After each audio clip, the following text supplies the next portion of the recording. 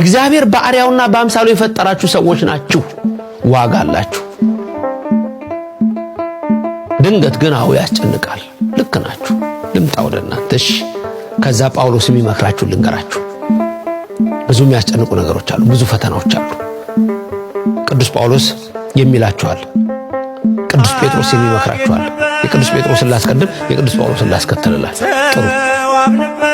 ቅዱስ ጴጥሮስ በአንደኛ ጴጥሮስ ምዕራፍ 5 ከቁጥር 7 ጀምሮ ያለ ቃል አለ። መጀመሪያ ከቁጥር 6 ላንብብላችሁ፣ ስሙት። እንግዲህ በጊዜው ከፍ እንዲያደርጋችሁ ከኃይለኛው ከእግዚአብሔር እጅ በታች ራሳችሁን አዋርዱ፣ እርሱ ስለናንተ ያስባልና የሚያስጨንቃችሁን ሁሉ በእርሱ ላይ ጣሉት። ትልቅ ነገር ነው። የሚያስጨንቃችሁን ሁሉ በእርሱ ላይ ጣሉት። ዋጋ ያላችሁ ሰዎች ናችሁ።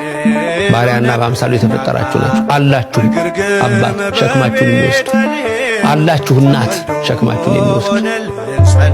አንድ ነገር ግን ልንገራችሁ ይላል ቅዱስ ጴጥሮስ፣ በመጠን ነው። እሱንም እወቁ። በመጠን መኖርን እወቁ። በመጠን ኑሩ፣ ንቁም።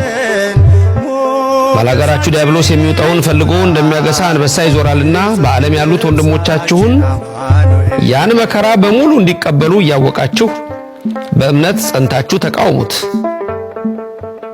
በክርስቶስ ኢየሱስ ወደ ዘላለም ክብሩ የጠራችሁ የጸጋ ሁሉ አምላክ ለጥቂት ጊዜ መከራን ከተቀበላችሁ በኋላ ራሱ ፍጹማን ያደርጋችኋል፣ ያጸናችሁማል፣ ያበረታችሁማል። ሶስት ነገር ልብ በሉ እዚህ ጋር። መከራ ከተቀበላችሁ በኋላ ብዙ አይነት መከራ፣ የኑሮ ውድነት፣ ሐዘን፣